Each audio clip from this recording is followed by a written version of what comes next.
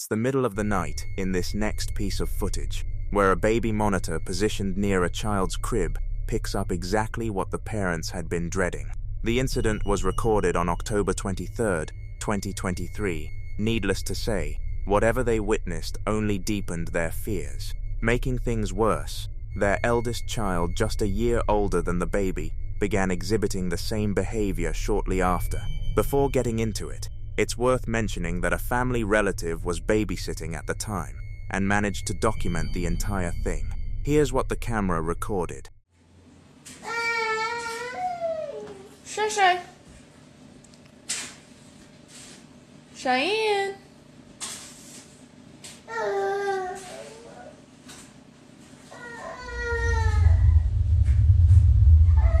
Cheyenne.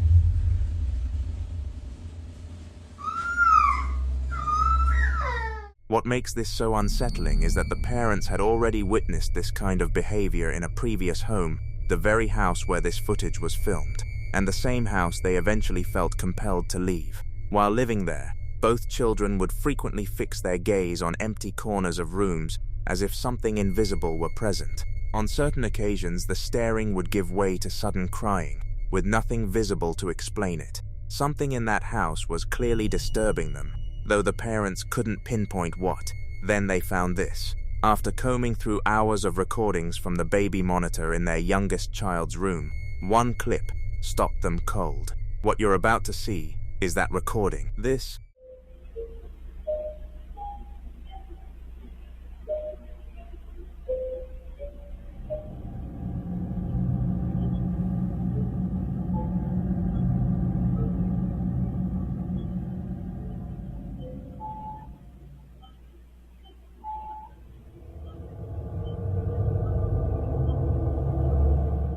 along with several other experiences, is ultimately what drove the family out of that house. Their belief is that the dark, shapeless form captured on camera was the very presence that had been tormenting their kids. Watching the footage again, it's hard to argue that this shadowy mass belongs to any person, the way it seems to glide past the crib and then shoot upward toward the ceiling points to something far more difficult to explain.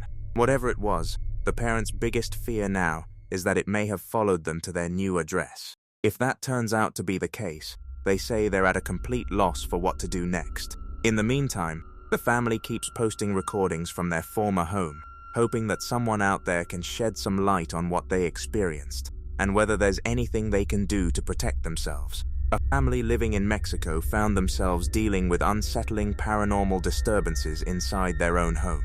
It began with unexplained knocking at their front door. Every time they went to answer it, the doorstep was completely empty. Shaken by what kept happening, they made the decision to start capturing these events on camera. Then one night, jolted awake by a series of loud banging sounds, they grabbed their phone and started recording. See for yourself what unfolded. No sé si se alcanza a ver. Las 3 de la mañana con 1 minuto. Y mi hermana me acaba de levantar porque dice que se escuchan ruidos en el cuarto. Mi esposo y mi niña están dormidos y vamos a ir a ver qué se escucha en el cuarto. No hay nadie, solamente estamos mi hermana, mi hija, mi esposo y yo. Aquí en este cuarto está solo porque en estos últimos días nadie ha podido dormir aquí. Como podrán ver, el cuarto está totalmente solo y pues nadie duerme aquí, solo estamos nosotros. Mi hermana dice que se escuchan cosas, pero ay, me asusté, pero no sé, pues no se oye nada, no sabe.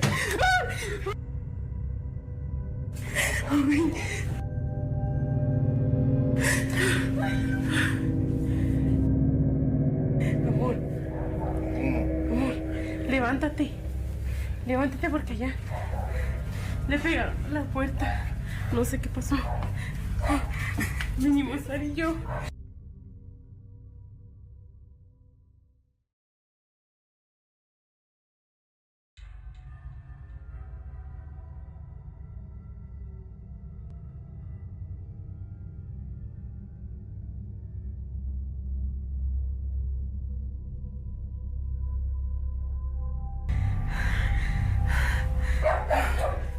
Without any warning, the bedroom cabinet doors were discovered hanging wide open, as though someone had been rummaging through them, yet the room was empty. Shortly after, a crashing sound erupted from the bathroom, sending the whole family into a panic. Even the dogs were going absolutely wild, barking without letting up.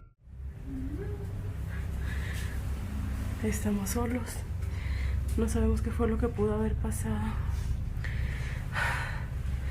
Pues no. Mi esposo anda viendo. ¿Qué fue eso? ¿Qué es, amor? Pues se movió la puerta, no sé qué va a estar aquí, nada. A ver, espérate. No hay nada. Then on a separate night, they managed to record their curtain shifting on its own. With no sign of any breeze or draft whatsoever, this is the moment that left them truly speechless. Son las... ¿Dónde está el teléfono? No sé ni qué horas son, pero se están escuchando ruidos. Y estamos solas. Mi esposo anda trabajando. Mis hermanas están dormidas. Sarai, despierta.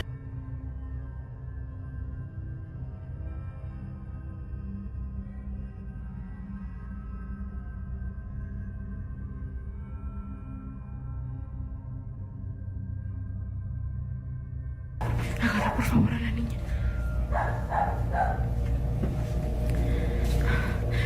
Dios mío, estamos solas. No sé si alcanzan a escuchar. Se escucha el perro. ¿Qué horas son, hija?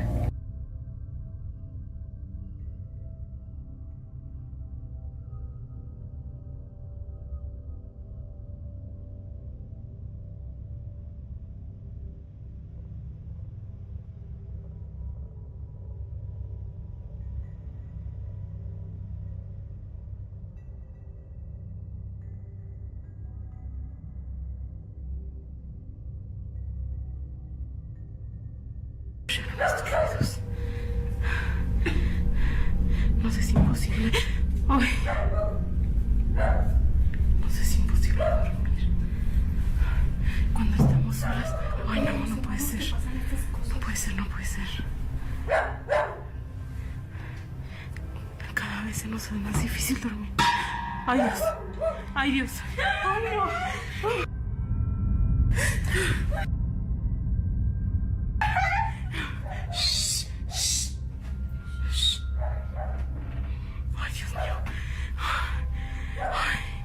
No sé si alcanzaron a ver, pero se movió la cortina. Acompáñenme, por favor, a ver si no es alguien. Ay,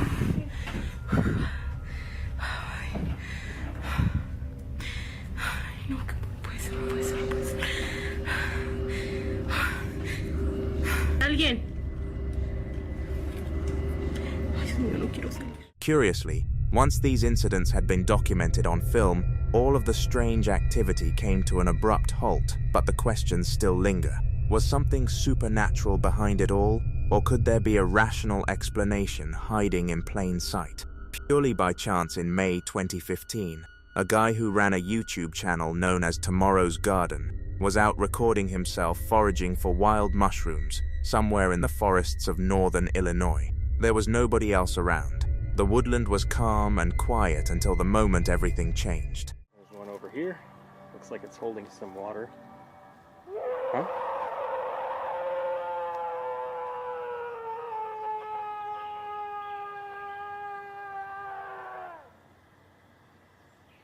I think it's time to go.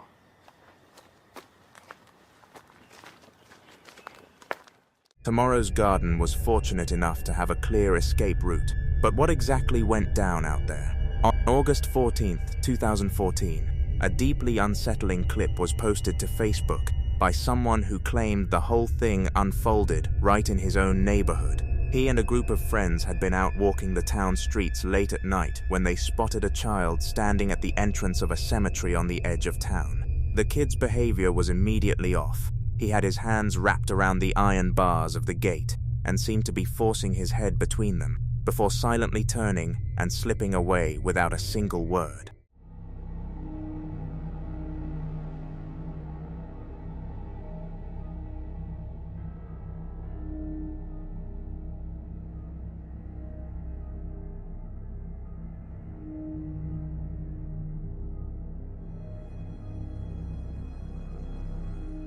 Everyone present was left stunned and bewildered, and for good reason. Those cemetery gates were only ever unlocked when there had been a death. So how exactly did this child get in? And perhaps even more chilling, what kind of young child would have the nerve to be wandering alone inside a graveyard in the dead of night? Later that same evening, as fear rippled through the community, residents detained a suspicious individual they believed might have been the figure spotted near the cemetery. The man flatly denied ever setting foot near the place. The person the townspeople apprehended was clearly far older than the child who had been seen at the gate. According to the person who posted the video, a group even ventured inside the cemetery to search, but turned up nothing. And yet the footage plainly shows the child entering the grounds. That only made the whole thing stranger. Was that child even human? Was there any life in him at all? Nobody ever found out. Who do you think that child really was? Drop your thoughts in the on August 8, 2025. A woman by the name of Carla was out metal detecting near a graveyard when her equipment picked up a gold signal underground. After spending some time digging through the dirt, she unearthed 2 gold bars, along with a peculiar antique box. Curious about whether there might be more valuables hidden inside, she pries it open and finds a black dress, additional gold, and several other mysterious objects. But on the very next night, something comes to her door.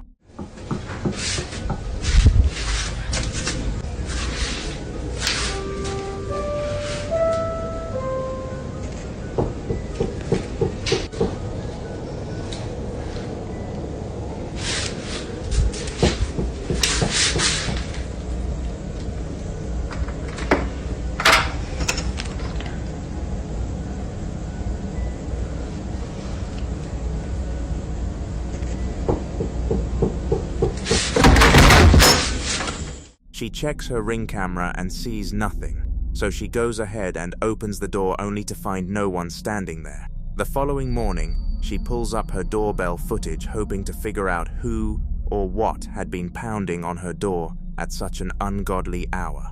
And that's when she spots this.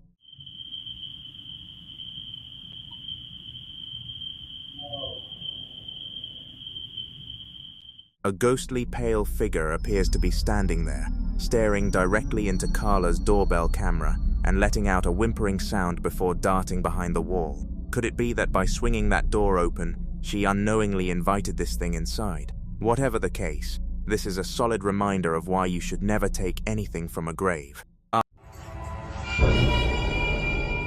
Of house hunting, a man stumbled upon a stunning property, listed at a price that seemed almost too good to be true. Everything felt perfect at first, but just 1 month after settling in, that initial excitement began curdling into something much darker. The first unsettling moment struck while he was hanging out with his dogs in the living room. See for yourself. Pow! Pow! Whatever. Let me get you a treat. Alright, wait.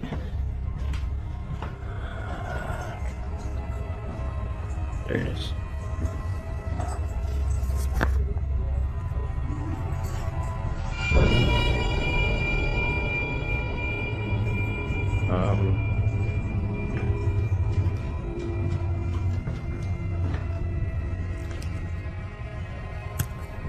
There you go.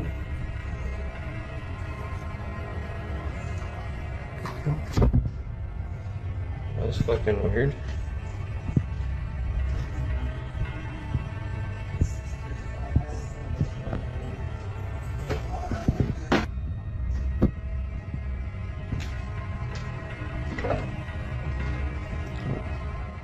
A kitchen drawer slid open on its own. He stood there, staring at it, completely baffled. Then, just seconds later, the bedroom door at the end of the hallway slowly swung shut with nobody anywhere near it. He tried to chalk it up to drafts or aging hardware. The following day, heavy footsteps started thumping from the floor above. Pay close attention here.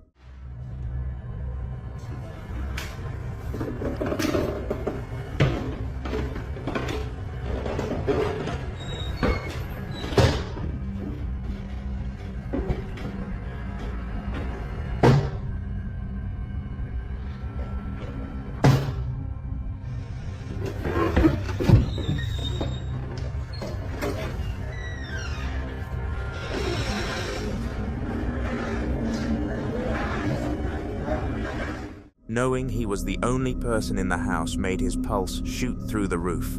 Desperate for some kind of explanation, he positioned a camera to record through the night. Later that same evening, while sitting at his computer, the loud pounding from upstairs started up again. He grabbed his camera and headed up to find out what was going on. Without warning,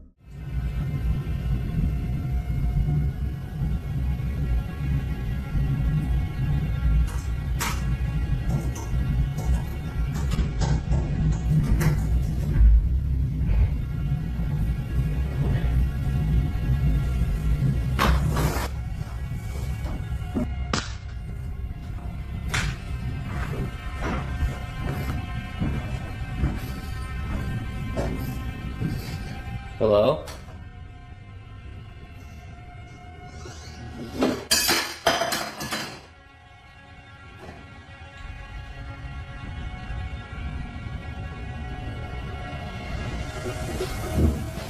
objects began toppling and launching across the room as though hurled by something unseen. Shaken to his core, he came to a grim realization that Bargain Price may have been hiding something truly terrifying. Our next set of clips comes from a duo named Michelle and Jonathan, who have been recording unsettling incidents on their property deep in the Appalachian Mountains. As we've touched on in the past, this particular region carries a long and troubling reputation, people vanishing without a trace, bizarre sightings lurking at the tree line, and eerie sounds drifting through the forest with no clear source. Late one night, the couple was abruptly pulled from their sleep when their security alarm triggered. They rushed to check their camera system, and what they found waiting for them was this.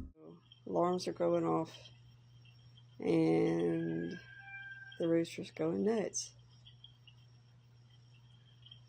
We caught some coyotes in the backyard.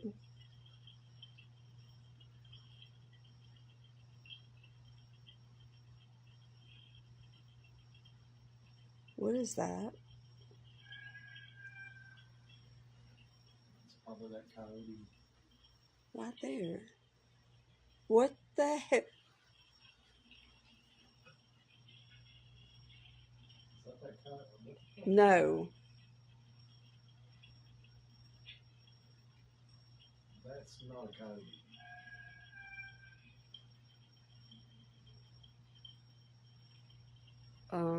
That's a fucking person.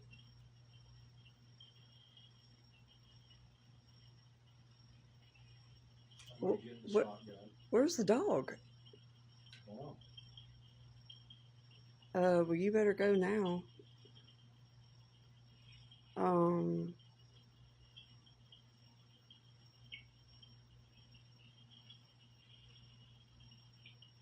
what the fuck?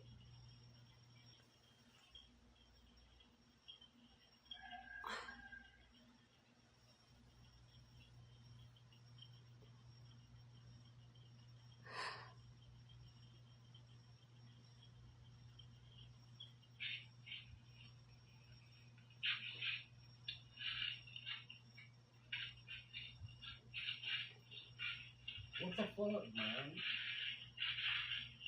What the fuck is that? I don't know. The rooster's not too happy. Where's the dog? There's the dog. Why is she in her freaking pen? Look. What the? Oh my God. Okay, so it came back. What the hell?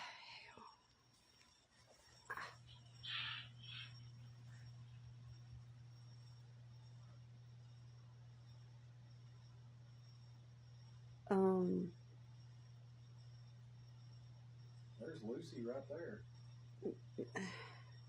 Yeah, but you see where it's standing? Yeah, it's looking in the window at you. It's out our window. What? It's a good way to get shot in the face.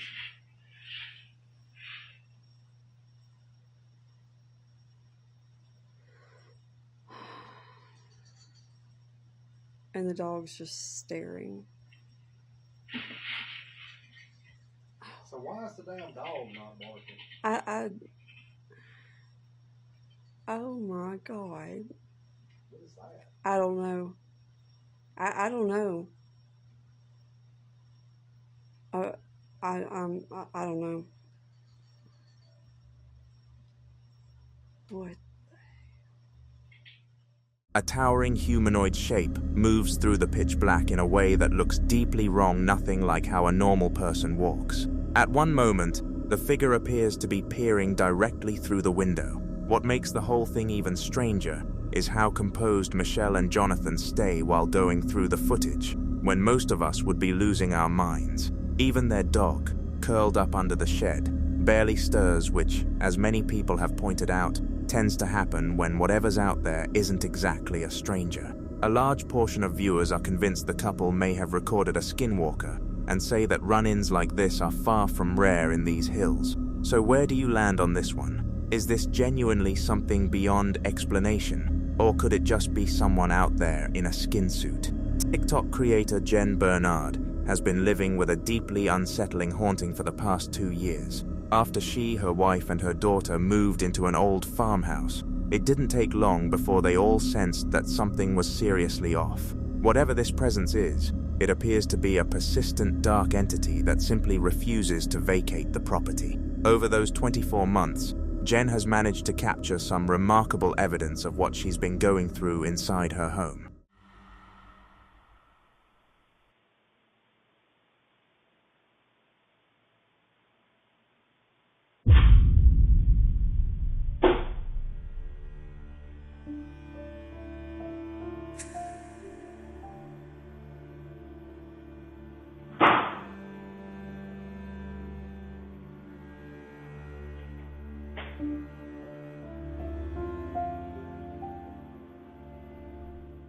And here's where things take a truly terrifying turn. This entity doesn't seem content to stay indoors.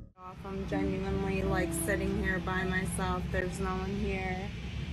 What the f***? And I don't know. I'm hearing a bunch of shit, and I feel like there's shit all around me. Nobody here.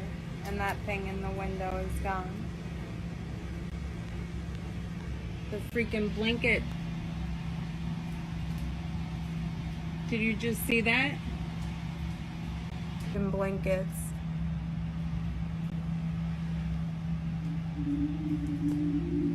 Look at that. Look at that. Dude, there's nothing over here. There's nothing over there, dude. On one occasion, while Jen was sitting outside by herself, she started hearing strange sounds coming from all directions. Then, catching movement in her peripheral vision, she noticed a nearby blanket being dragged off the couch as if an unseen hand had grabbed hold of it. The way it moved left little doubt that some force was responsible.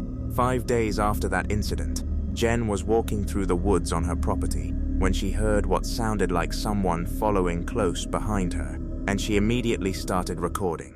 I'm walking and I hear other footsteps that are not my own. Here, I'll stop. Hang on. You heard that, right? Nothing. No one. Nothing. I heard that again. Jesus Christ.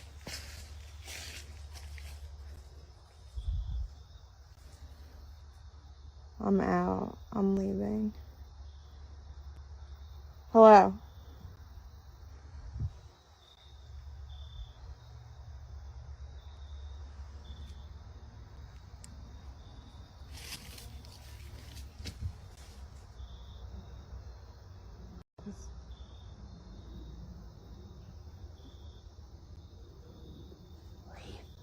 What the f***, dude? That was not me. That's not me. I did not do that. I'm gonna count. Can you do that again? 1, 2, 3, 4, 5, 6, 7, 8, 9. Okay. Even after Jen came to a complete stop, the unmistakable crunch of footsteps moving through dry leaves continued. And I hear other footsteps that are not my own. Here, I'll stop. Hang on. You heard that, right? Here, I'll stop. Hang on. But there was absolutely nobody there. Then, as she stood frozen and listened, a chilling disembodied voice softly whispered the word leave. What the fuck, dude? She then started counting out loud, and that's when the voice returned, this time delivering an even more urgent command: get out. If that combination of events wasn't enough to make Jen sprint out of those woods, I honestly don't know what would be. Personally, I'd have been gone the second I heard that very first leaf crunch. In June 2025, a young woman employed in general cleaning services for a local real estate company was dispatched by one of the agents to tidy up a particular property. The previous tenants had recently vacated in a rush, offering little in the way of explanation. According to her account, the agent told her this kind of thing had been happening on a regular basis. Families would sign the lease, move in, and then bail well before their contracts were up. The reason was always identical. They felt they couldn't settle into the house, that something about the place left them deeply unsettled. Se ha limpiado muchísimas veces porque la gente no dura rentando. Rompe el contrato por una u otra cosa y tuvimos que venirla a limpiar el día de hoy porque ya mañana se van a mover. Se las quiero enseñar. Lo raro es que dice el realtor que no dura la gente. Esta casa se ha limpiado muchísimas veces porque rompe el contrato a la gente. Ay, no mames. Ya es noche. Estoy sola. Chingados, estoy.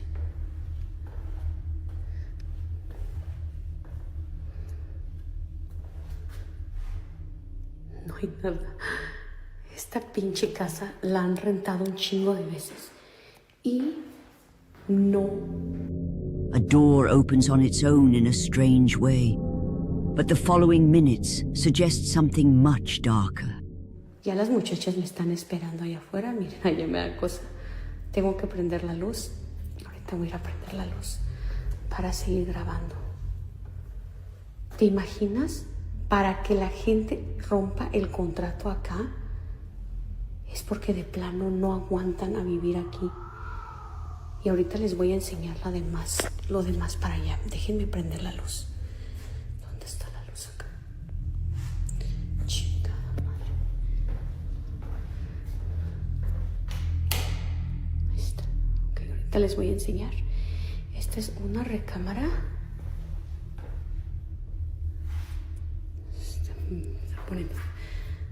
Se está poniendo ahorita tenso.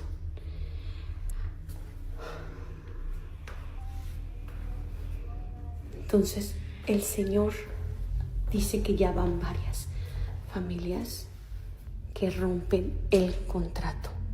Ahorita les voy a enseñar qué es eso que se escucha.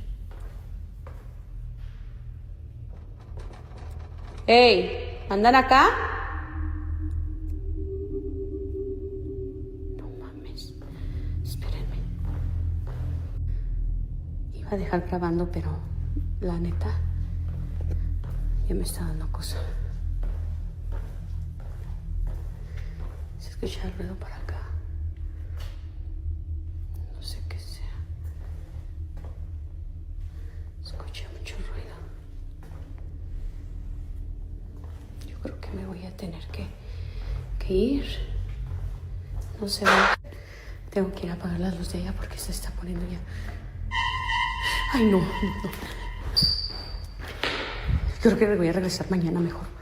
Ya me voy a la chinga. She makes her way toward a door that opens into a darkened room. The lighting throughout is noticeably poor, but once the image is brightened up a bit, what's revealed is genuinely disturbing.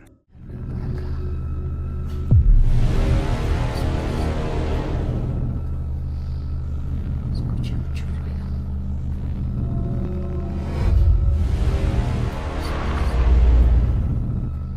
Just beyond the doorframe, a dark silhouette appears to be lurking, its gaze fixed directly on her. Shortly after that, a separate door swings wide open entirely on its own. That was all it took for the woman to abandon the job on the spot and walk straight out of the building. Whether or not this footage is authentic, one thing is hard to dismiss: the pattern of tenants repeatedly fleeing the property, the oppressive and suffocating energy that seems to hang over the place, and that shadowy form caught on camera. Taken together, it's more than enough to make your skin crawl. Sometime in 2024, a bizarre spectacle suddenly materialized in the skies over Russia, leaving thousands of witnesses utterly stunned. Keep your eyes on the screen for this one. Блять, что это? Вы мне говорите, что... Они, блядь, доходят, сука, до моря и разворачиваются. Это же пиздец, блядь, это что за пиздец? Dozens of vivid, glowing trails emerged one after another, racing across the darkened sky at breathtaking velocity. In just a matter of moments, the entire display disappeared without a trace, leaving behind a puzzle that no one has been able to definitively solve. Once the footage made its way around the internet, a portion of viewers suggested it might have had a straightforward explanation, perhaps satellites, or reflected light interacting with nighttime atmospheric conditions. But a significant number of people weren't so easily convinced, arguing that those peculiar streaks of light could point towards something far more unexplained, unidentified objects moving through the night sky. To this day, nobody has been able to pin down exactly what produced those mysterious glowing trails. In parts of Eastern Asia, there's a widespread belief that a supernatural being known as the jinn can take the shape of a black cat. According to legend, this entity is capable of reverting to its true form whenever it chooses, and it can even inflict harm on people. The following footage was filmed in Islamabad, Pakistan. It's being presented as completely authentic, and it appears to show exactly that kind of supernatural transformation. Pay close attention to every detail.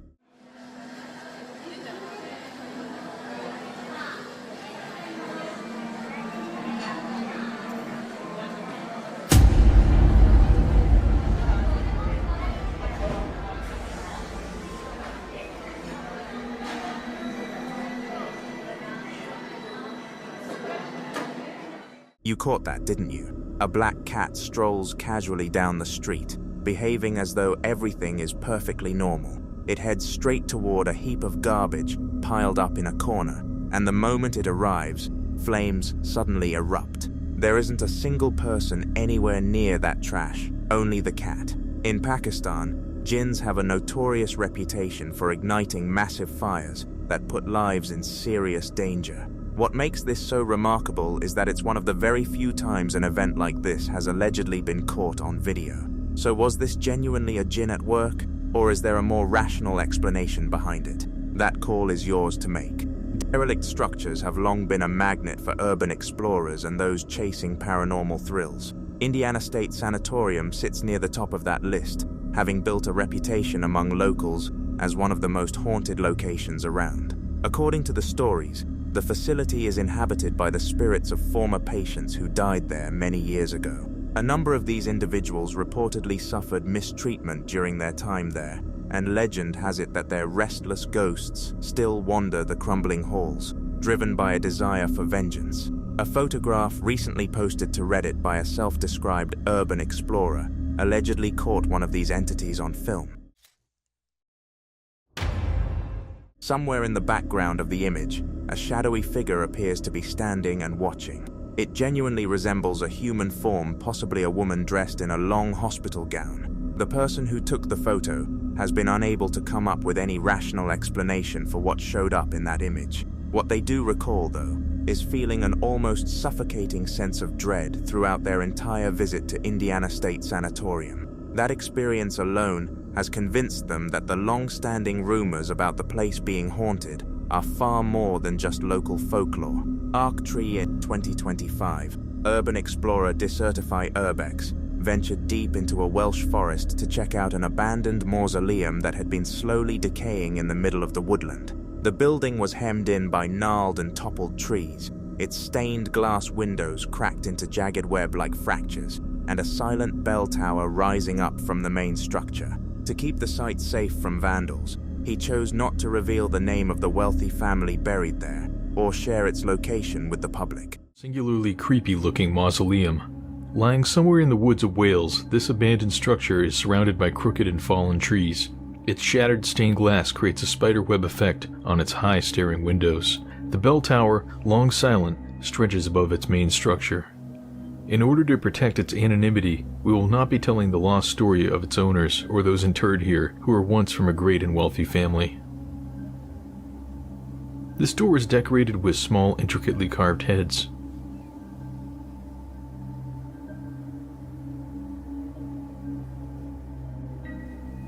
Stretching above is a carved wooden ceiling.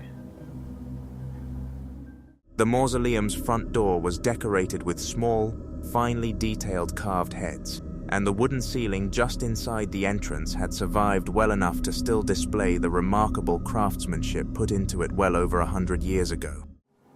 Once inside, it is clear past visitors have left their mark on the interior.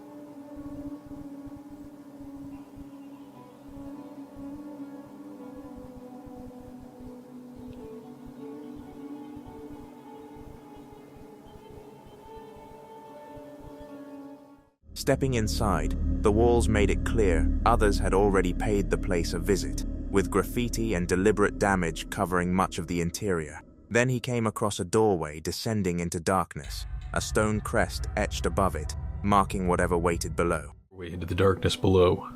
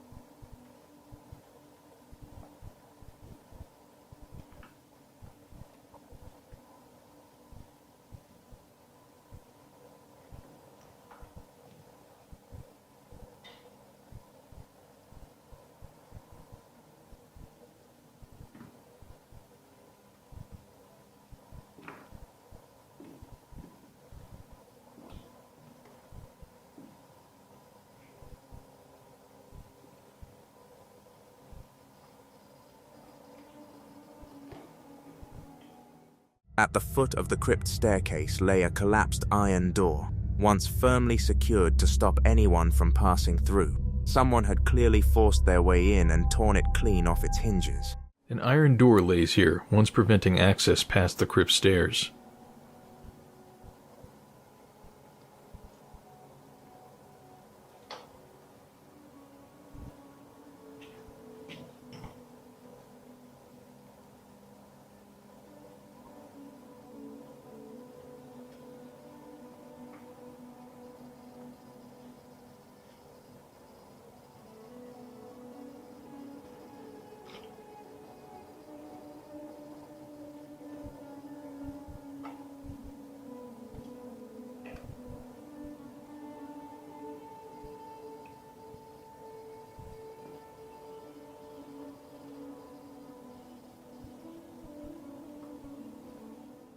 The bottom of the crypt was flooded, the water murky with thick mud, chunks of fallen masonry, and tree branches that had caved in through the structure over the decades. He had no choice but to push through it to continue. Continues into the darkness.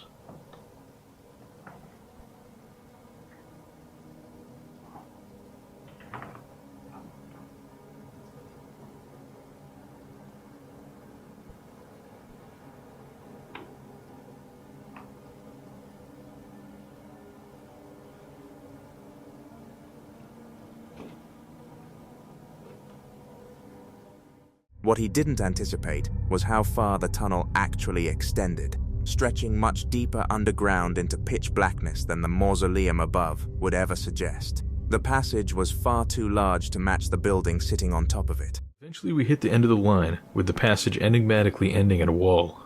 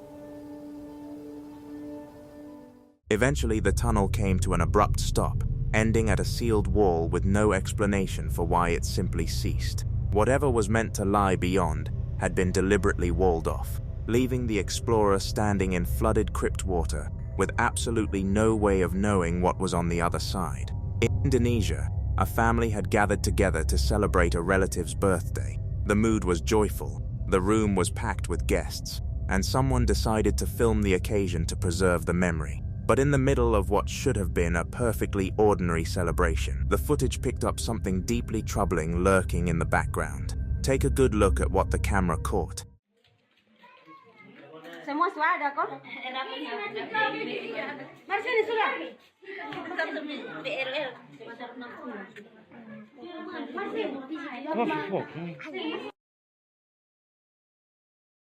While the guests enjoy the festivities, an eerie figure becomes visible standing right at the window. From a distance, it almost passes for human, but something about the way it looks just feels deeply off. The figure stands completely still, not flinching, not blinking, not retreating, just silently observing everyone gathered inside. Some people watching the footage argue it might just be a neighbor or passerby peering through the glass, but the hollow, expressionless way it gazes into the room gives the whole thing an unsettling edge that's hard to shake. So what exactly was staring at that family during their birthday celebration? An unknown person lurking outside, or something otherworldly that was never meant to appear on camera at all? The unsettling encounter was submitted by a woman living alone in a peaceful home alongside several dogs she considers part of her family. Under normal circumstances, her dogs are relaxed and well-mannered, but gradually their behavior started shifting. They'd freeze and stare down empty corridors, growl at shut doors, or erupt into barking as though an invisible presence was standing right beside them. One evening, while she had the house entirely to herself, a thunderous knocking began reverberating through the walls. She reached for her phone and hit record. See for yourself what unfolded. Hear it?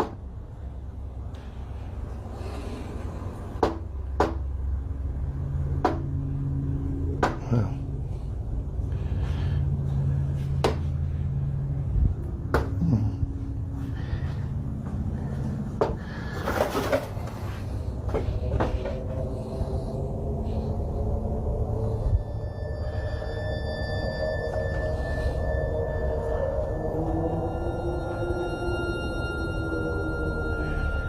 Happens all the time.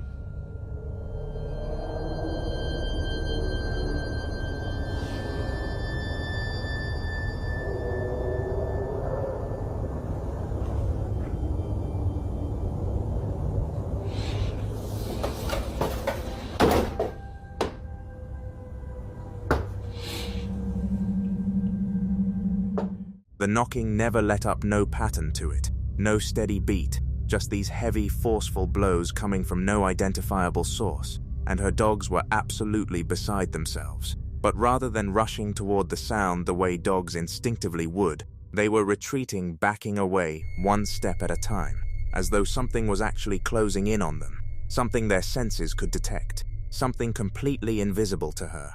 It just happened again, and the dogs are freaked out. Get it.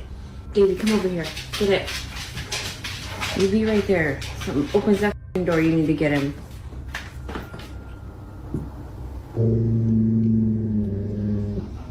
Oh my god, I don't know if it's gonna happen again. It just happened again.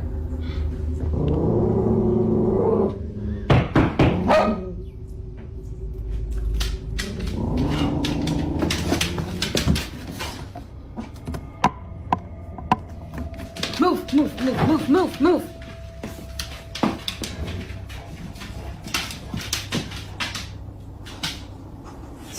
There's nobody there.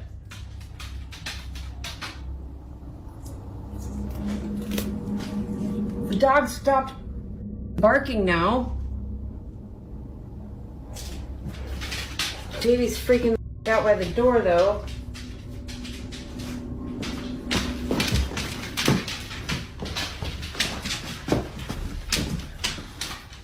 Just a few days later, the exact same thing happened all over again.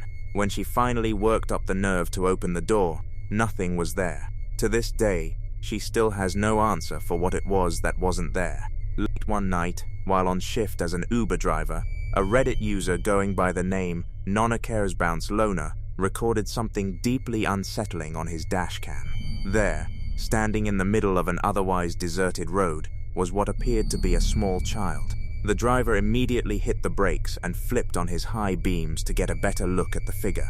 He described the child as wearing nothing more than a diaper and clutching what seemed to be either a stick or a piece of plastic pipe. Perhaps the most disturbing part of all was that the figure seemed to be entirely alone, just standing there in the darkness with no one else around for as far as the eye could see. Once the footage made its way online, plenty of viewers were skeptical about whether it was real, but the driver pushed back hard against those doubts. He offered to hand over the original unedited dashcam recording, footage from an interior camera capturing his reaction as it happened, and even documentation verifying that the Uber trip actually took place. He also mentioned that only a few minutes after the encounter, police pulled him over due to a broken headlight.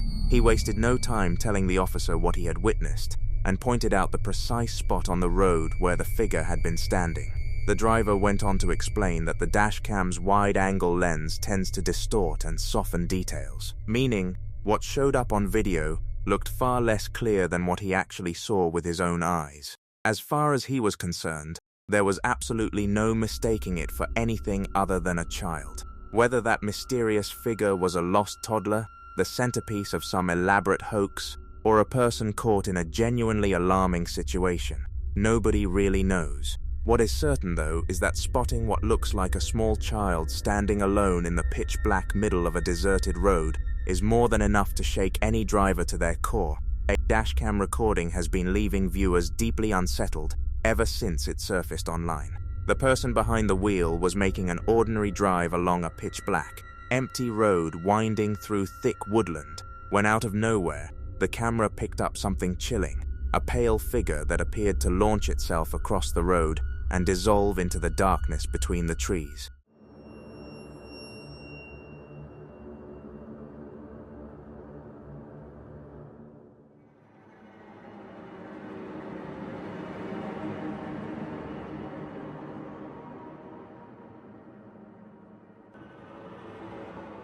Filmed in what is reportedly the South Bank area, the footage offers a surprisingly distinct look at whatever this thing was. The stark white shape it cuts against the night is hard to dismiss, and the sheer speed of its movement followed by that instant disappearance deep into the forest has sent people spiraling into theories and ignited heated debate about whether something supernatural was at work.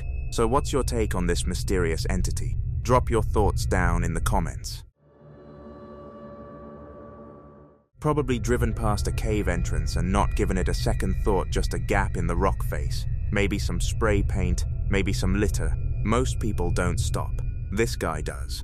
He pulls over, drops down into the opening, and heads inside alone, with zero idea of what's waiting for him.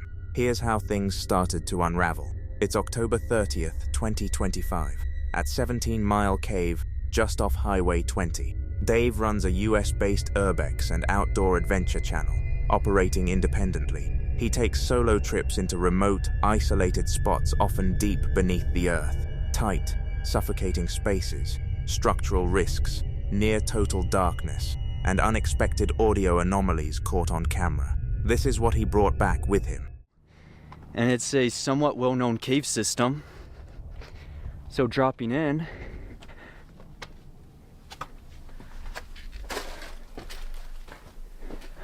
wow, this is a humongous cave system. I believe there's no tunnel over this. Dave turns off Highway 20, descends into the cave entrance, and right away he's looking at a charred couch, walls covered in graffiti, empty spray paint cans scattered around every sign that people had been here, done something, and cleared out fast. He clocks all of it, and keeps moving anyway. No preparation, no knowledge of what lies ahead, just a flashlight, and a level of self-assurance that is honestly hard to explain. A thick... Officially past it, so if we turn off the lights... That's freaky. No matter how many caves I go in, I always turn off the lights for a quick second, because you don't know what pitch black is until you've been inside of a cave or an abandoned mine or an enclosed space like that where you have zero light. It's one of the craziest things. I see a lot of footsteps. Low-hanging fog begins creeping through the cave system, pressing against the lens and cutting visibility down to almost nothing. Water ticks steadily off the ceiling above. Further in, large pits open up deep, filled with dark, stagnant water and discarded spray cans sitting at the bottom. Someone carved these out on purpose. No one has any idea why. And it's all just flooded, and you can't go any further, but it's supposed to be a tunnel that keeps going, and it's super tight. No one's been in it for years, though. This is it. This is the point where you cannot continue.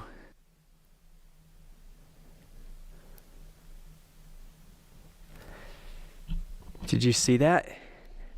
Now, I don't know how many people believe this, but something everybody... The quiet of the flooded chamber doesn't hold. Soft sounds drift through the darkness, shaped like human voices. He doesn't brush it off. He says it out loud. The situation has gotten seriously uncomfortable. He is entirely on his own, and something in that darkness is producing sounds that have no business being there. The cave, when I was coming in, I don't know if I'm going to keep this in the video or not, but I was like, oh, there's people. Because I was hearing people. I thought I was hearing people at the entrance, but nobody ever came. And then when I got to the end of the cave, all was well, I was just exploring. And then coming back, I heard it again. But he turns to head back, and the voices seem to come with him. Then his mind goes to the moment he first arrived at the entrance. He'd heard what seemed like other people nearby. No one ever showed up. Now he's at the furthest point inside the cave, and those same sounds are back. He tries to talk himself down, sound bouncing off stone, acoustic distortion playing tricks. The logic holds up on paper. The sounds don't seem to care about the logic. He locates the exit. Natural light hits him like something solid. He steps outside, takes a breath, and doesn't turn back around. A scorched couch, deliberately excavated pits, orbs floating at a flooded dead end, voices that seem to trail him toward the surface. No research before going in, and now walking out with far more questions than he arrived with. I'm still trying to process what just happened. It was just days before Christmas, December 22nd, 1990, when a VHS camera switched on to capture what appeared, at first glance, to be a peaceful holiday scene. A man by the name of Vaughn Taylor sits beside a decorated Christmas tree, methodically unwrapping gift after gift. Behind the lens is his longtime associate, Edward Deli, determined to document every moment. Vaughn shows almost no emotion throughout, no excitement, no gratitude, just silently discarding torn wrapping paper while Edward keeps filming. I don't know. Find out. How am I supposed to find out? In LeMay.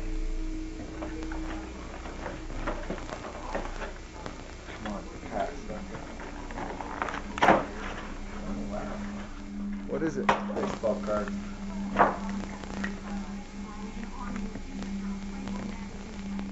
On the surface, this looks like countless other home recordings from the era. A little stilted, maybe a little dull, but nothing that would raise any alarm. Just two guys exchanging gifts by the warm glow of a tree. Completely unremarkable, except it isn't. Because these two men weren't simply a couple of friends celebrating the season. They were freshly released convicts. Edward and Vaughn had both served time. Vaughn for aggravated burglary, and rather than putting their pasts behind them, they had already committed to something horrifying. Vaughn had confided in another acquaintance shortly after getting out that he and Edward were planning to head up into the mountains and kill people, and that's precisely what they intended to do. The pair made their way into the wilderness outside Oakley, Utah, moving between remote cabins, breaking in, looting supplies, and sometimes simply wrecking the place out of pure destruction. Most of those cabins sat empty for the winter, but not all of them. The Tita family had traveled to their mountain cabin to spend the holidays together. There were 6 of them: Father Rolf, his wife Kay, their daughters Trish and Lainey, grandmother Beth Potts, and their youngest Lanai. On the morning of December 22nd, the family drove into nearby Salt Lake City for some last-minute holiday shopping, leaving the cabin unoccupied for just a few hours. That small window was all Vaughn and Edward needed. When they broke inside, it became obvious immediately that this wasn't a seasonally abandoned property. The tree was up, gifts were wrapped and waiting beneath it. Someone was clearly coming back, so the two men decided to stay and wait. At some point during those hours, Edward picked up the family's own V8's camera, the very same one that had likely recorded their Christmas mornings for years, and turned it on Vaughn as he ripped open gift after gift belonging to strangers. The footage is deeply unsettling once you understand the context. Those weren't his presents. He was unwrapping gifts intended for the family he was sitting there, planning to murder. At one point, he even reads the name Leanie aloud off a gift tag. A firearm rests across his lap. Neither man seems remotely troubled by any of it. A few hours later, the family came home. Beth, Kay, and Lainey were the first to walk through the door, and they were instantly confronted at gunpoint. Lainey, just 20 years old, began praying out loud, desperately pleading for her family to be spared. Edward looked straight at her and told her it was pointless, that he only answered to the devil. Moments later, both her mother and her grandmother were shot dead. Lainey was kept alive, for the time being. She tried everything she could to stall the men, knowing her father and younger sister were on their way back at any moment. But before she could talk them into leaving, the sound of an approaching snowmobile cut through the air. Rolf and Trish pulled up to the cabin. The men moved fast. Rolf was forced to undress, hand over his money, and plead for his life. None of it mattered. Vaughn shot him in the face, then fired again into the back of his head. Only Lainey and Trish were left. With the cabin now a crime scene, Vaughn and Edward doused it in gasoline and set it ablaze before fleeing, taking both girls with them on the family's snowmobiles as they headed down the mountain. As they approached a road, a man was standing there waving at them. It was Randy Zorn, the girls' uncle. He recognized them instantly and tried to get their attention, but the girls, knowing that any sign of recognition could get him killed on the spot, pretended he was a complete stranger. They told their captors they had no idea who he was. Randy was baffled but sensed something was deeply wrong, so he followed at a distance. He watched the group pile into the family's vehicle. He called out again, even broke into a run toward them, and still the girls gave him nothing. Then he heard it, a second snowmobile tearing down the trail behind them. It was Rolf. Somehow, with 2 bullets lodged in his skull, burned and blinded, Rolf had pulled himself out of that burning cabin, climbed onto a snowmobile, and driven toward help. He reached Randy and managed just 6 words: "I've been shot. My wife's dead." That was all it took. Police were contacted immediately, a search got underway, and shortly after, the stolen vehicle carrying Vaughn and Edward veered off the road and tumbled into a ravine. Remarkably, nobody inside sustained serious injuries. After a brief standoff, both men gave themselves up. The ordeal was over. Edward received a life sentence. Vaughn, the man caught on tape, grinning as he tore into another family's Christmas gifts, was sentenced to death. When Rolf walked into the courtroom to give his testimony, both men reportedly went pale with shock. They had been certain he hadn't survived, but he had. Rolf made a complete recovery. Even so, the weight of what unfolded inside that cabin, the killings, the fire, and that eerie, silent footage of Vaughn opening presents meant for children left a wound that time couldn't fully close. That recording still exists, and for anyone who has seen it, it stands as one of the most disturbing pieces of home video ever put on tape. Back in 2009, a YouTube user going by Mike Stanson 1985 was out on a camping trip in Big Bear with his wife when the two of them witnessed something they couldn't explain. A group of people are hanging out and talking when some odd sounds catch their attention. At first they brush it off and laugh it away, but then an unidentified creature shows up right on top of their camper van. Okay, you know? Rambina, more like it. What was that, Rambo? I'm gonna catch that. You hear that noise? What was that? I'm gonna catch that. You couldn't catch that if I... Dude, I got my knife right here. That thing's pocket knife. What the hell? So what's your take? Are we looking at a known animal? Something that hasn't been classified yet? Or is this whole thing staged? Personally, the way these people react feels pretty authentic to me, though I'll admit I'm on the fence. It really comes down to what you'd expect someone to do in a situation like that. Among those who've seen the footage, some were genuinely unsettled, while others thought the thing looked like it walked straight off the set of E.T. In the following video recorded late one night, in France, a man pulls out his phone to film his kitchen because this isn't the first time something strange has happened here, and he wants it on record. Speaking calmly in French, he points out a drawer that's already sitting open on its own, notes that his small black dog is hiding under the dining table, and confirms out loud that he's completely alone. Then he does something that takes either courage or desperation. He asks directly for whatever is there to show itself. Watch. Donc voilà, je refais une vidéo parce que il se passe encore des phénomènes, comme vous pouvez le voir. Il y a le tiroir qui s'est ouvert tout seul. Vous pouvez le constater, je suis tout seul. Il y a juste le chien qui est effrayé en dessous de la table. Sinon, je suis absolument tout seul. Donc, est-ce que vous pouvez vous manifester, s'il vous plaît? Ok. Est-ce que vous pouvez dire ce que... Oh putain, je calme. Je ne vous veux aucun mal. Oh, vache. Ok, je me casse. The upper cabinet door swings open on its own the moment he finishes asking, as if something actually heard him. Before he can even process it, two metal shakers are violently hurled from near the refrigerator and clatter hard across the linoleum floor. He manages a stunned, "Okay," starts to ask a follow-up question, and then a pepper grinder crashes off the dining table, followed immediately by an entire wooden chair being knocked backwards onto the floor.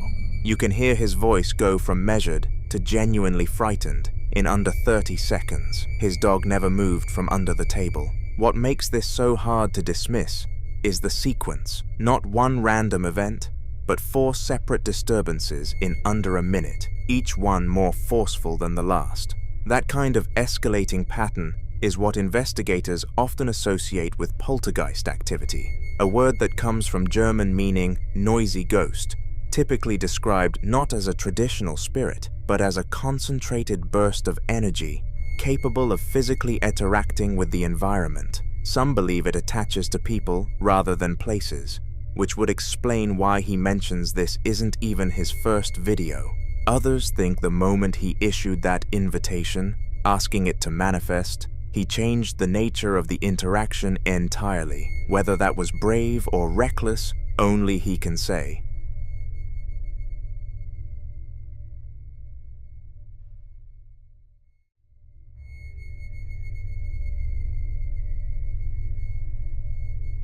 The following clips come from the same household, and together they paint a picture of something that's been present here for a very long time. During the day, while natural light poured in through the bedroom windows, 2 young girls set up a camera aimed directly at a set of closed white double doors at the end of the hallway. No one else was in the house, no windows were open, nothing was running nearby that could account for what happened next. The hallway stayed completely quiet for nearly 2 full minutes. Watch. If you can shut the doors. Go sit down. Okay, so you know we're staying. Can you please shut the doors? Kind of show it so you can see that it sees. Oh yeah. They're shutting. Oh, there it goes. Yeah. Show it so nobody can everybody can see that. Oh wow, nice job. That's really good. Actually, I don't think it's slamming. Guys, look, you basically show it like this so you can see that nobody's pushing the door or something. Okay, can you try opening the doors? If it's too hard, we can help you. Yeah. I'm gonna give you a second to try opening them.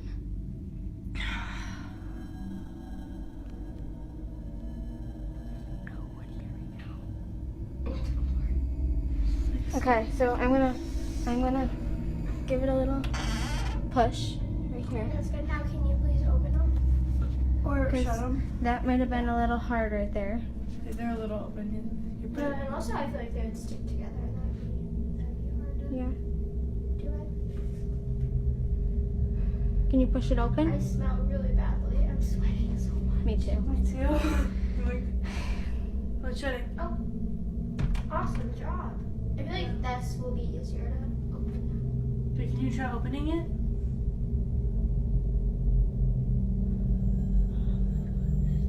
This is the most activity I've ever actually seen because my mom was always the one that saw the activity happening. Can you please try pushing the doors open instead of shutting them? Wow, nice job. That's really impressive. Oh, is it? Whatever, that was just... Okay. Wait. Shutting them. Good job. Try keeping one open. Oh, nice job. Okay, guys, let's go downstairs. Okay, we're gonna head downstairs, okay? The left door slowly, silently swings inward on its own. No creak from the hinges, no scraping against the carpet, just a smooth and deliberate movement that stops on its own about a foot open. What makes this harder to dismiss than a simple draft is the silence. Drafts cause doors to rattle, to creak, to drift unevenly. This door moved with the kind of slow, steady purpose that most people associate with something intentional. Skeptics will argue that a fine string or someone just off-frame could explain it, and that's a fair counterpoint. But the person filming doesn't react. No gasp, no jump, no verbal response, which, combined with the caption suggesting they grew up casually playing with ghosts, implies this isn't even close to the strangest thing they've experienced in this house. That context matters, because the second clip makes it clear this activity didn't start with them. Watch. Person. Idiot. It's a person. It's Walter. It's a person. It's a guy. Walter is here. He never gets Walter. Walter is not scared about God. Walter, let's go. He's locked. Stop. At night, in a dim hallway with the same dark patterned carpet, a young boy is caught sleepwalking, shirtless, clutching something to his chest, completely disoriented. But what he's saying is the part that stays with you. He's talking to or about someone named Walter, insisting, "It's a person, it's here," his voice breaking into crying before he says, "He never," and then trails off.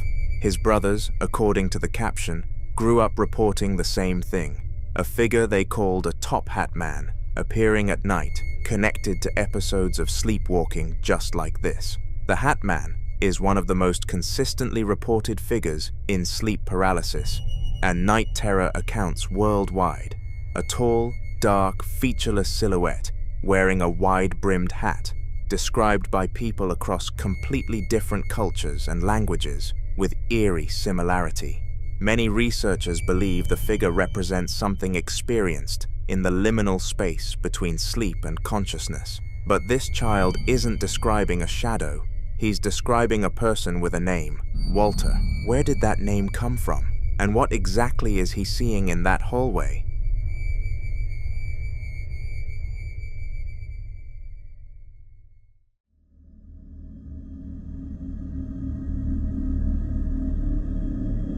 The following video was recorded by a home security camera set up inside what looks like a child's playroom. Toys, a little basketball hoop, posters on the wall, the kind of room that's supposed to feel safe. It's bath time, and a man in a blue t-shirt is moving around the room, doing the usual evening routine, completely unbothered. He steps toward the hallway, comes back, bends down behind the door, and that's when something happens in the space he can no longer see. Watch.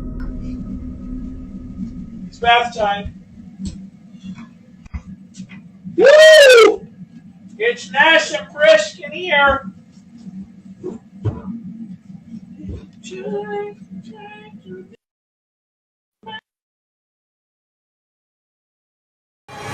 Was that Darla? Who just walked in here? No, someone just walked in here. And then the rug was moving. You didn't see it?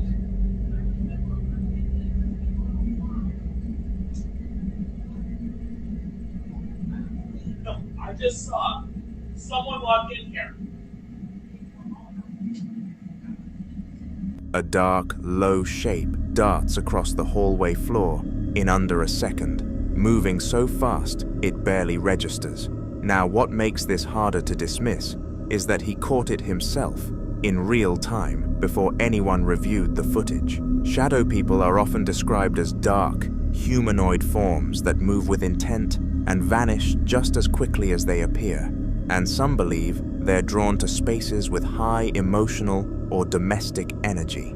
So if you ask him what he saw, he already knows the answer. The camera just barely caught up.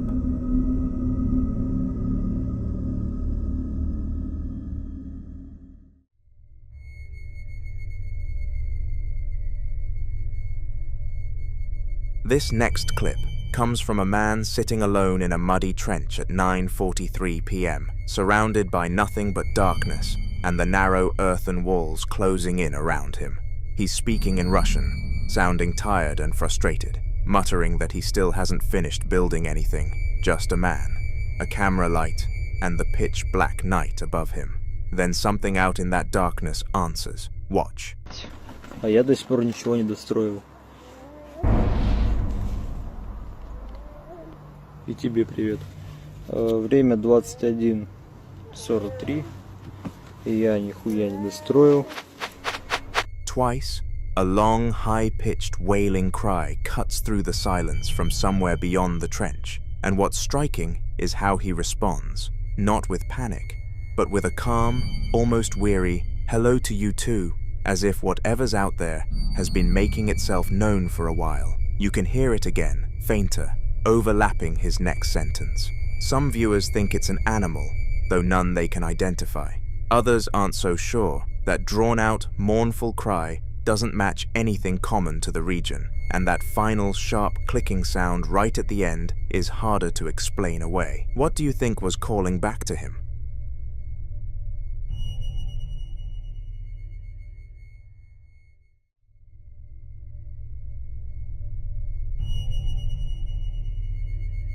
Now in this next clip, a man films himself inside what appears to be a basement crawlspace, a narrow passage of cinder block walls, exposed wooden joists, and a dirt floor, barely wide enough to move through.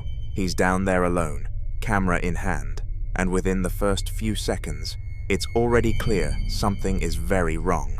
His breathing is labored and strained, his voice drops to a panicked whisper, and at one point he says, clearly terrified, I should not have come down here.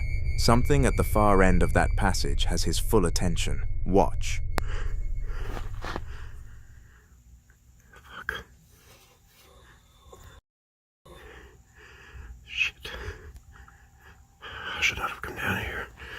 Fuck. What the...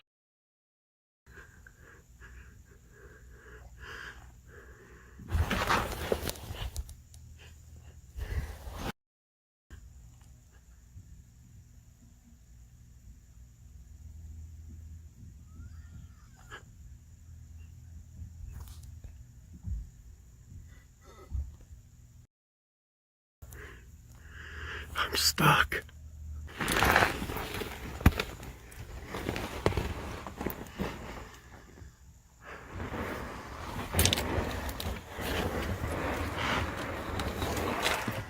gonna try to get out of here.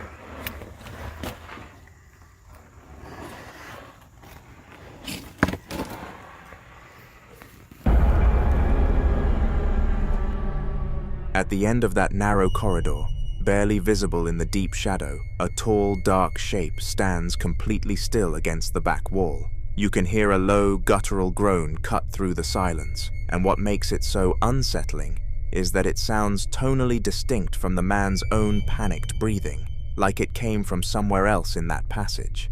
He then declares he's stuck, unable to move back the way he came, before managing to navigate further along the crawl space to find a way out.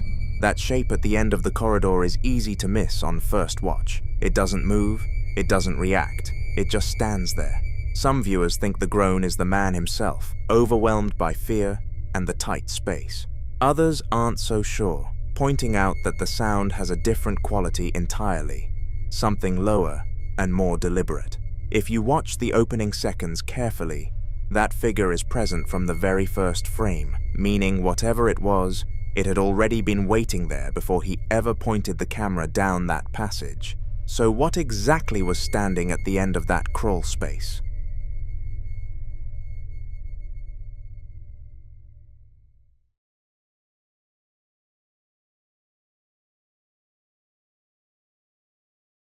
The following video was put together by a man who says his home has been active for a while now, and to prove it, he compiled a few incidents together, including one that he claims has been circulating online already.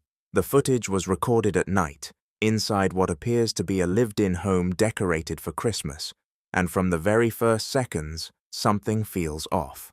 Watch.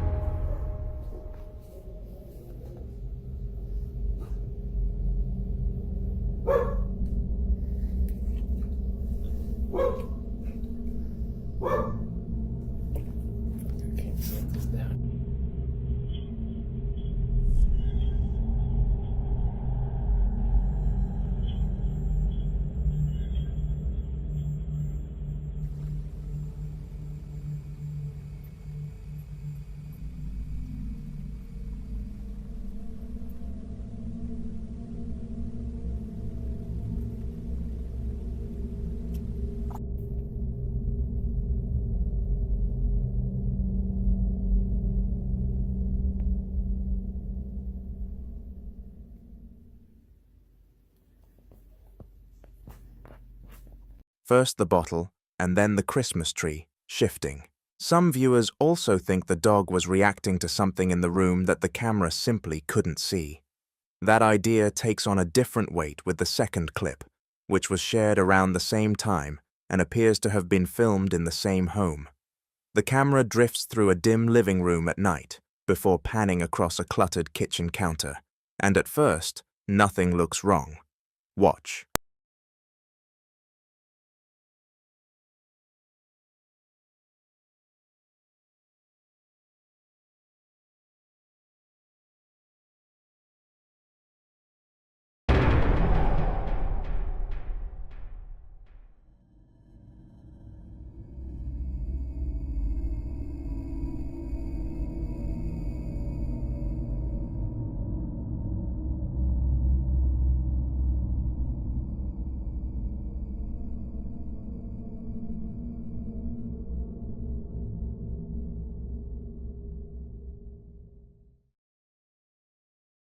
If you look closely, the magnet moved, but some viewers also mentioned that they saw a pale, semi-transparent face slowly materialize before it fades as the camera angle shifts. Some believe this is a case of pareidolia, the brain finding a face in random shadows and textures, but others aren't so easily convinced, especially because it's not so clear and easy to see.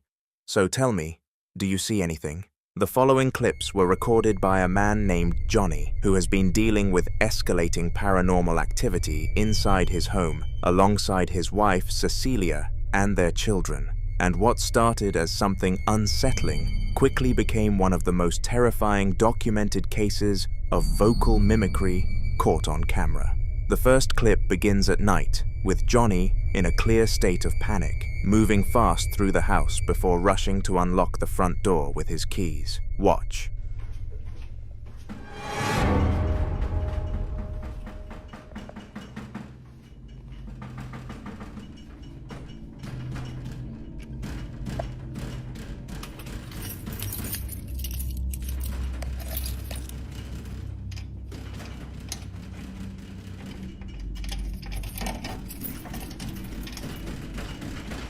Tranquila,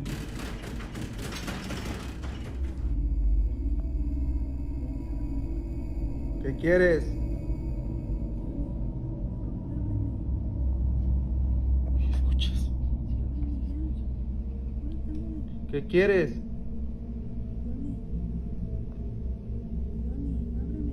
No te voy a abrir. No te voy a abrir. Cálmala, niña. Tranquila, mami. No te voy a abrir. Vete. Oye, no manches, ¿viste? Vete.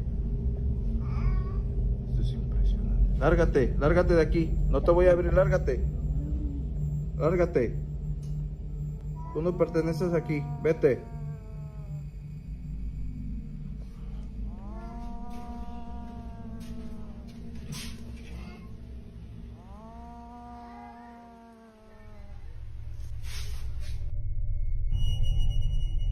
What makes this clip so deeply unsettling isn't just the voice, it's the fact that Cecilia, Johnny's actual wife, is already standing inside the house holding their daughter when that same voice, her voice, begins pleading from behind the curtain, begging Johnny to open the door.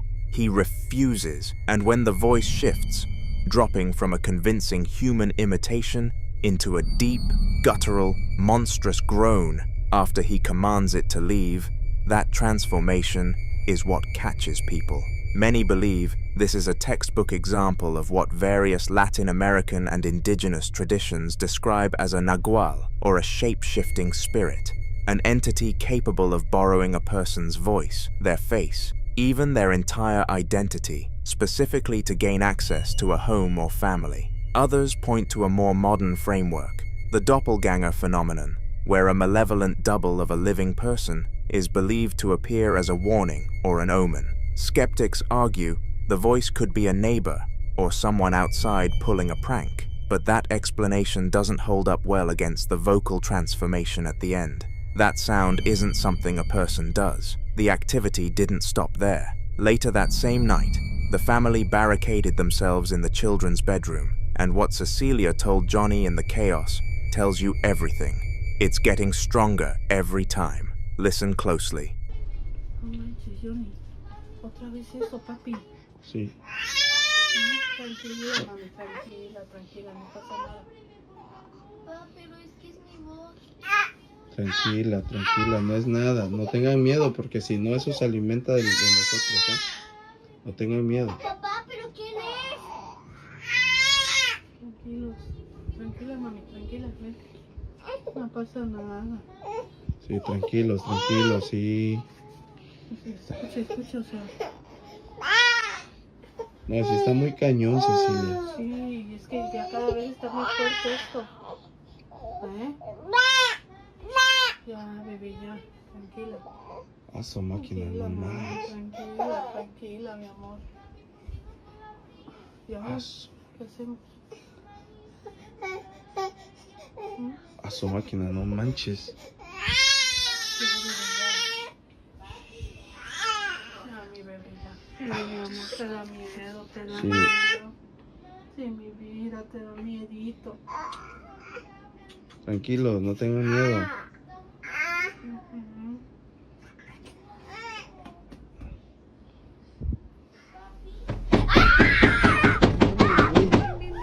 No manches, tranquilos, tranquilos, tranquilos, tranquilos, tranquilos. No, mami, no pasa nada, tranquila. No manches, güey. Espérense aquí, tranquilos. No mames, güey. Sí, tranquilos. tranquilo, neto, estás temblando, A su tranquilo. máquina, no manches, güey. A la máquina.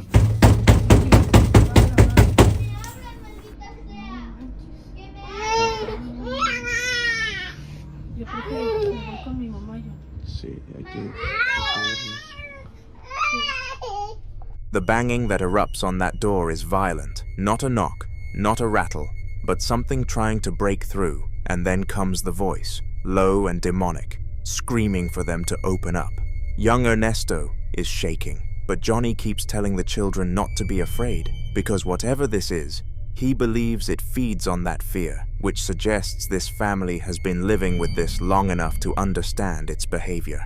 That awareness alone is chilling. The entity had already mimicked Johnny's wife outside the house, then mimicked one of the children's voices, and now it's at the bedroom door, with a sound that no longer pretends to be human at all. A clear escalation from deception to aggression.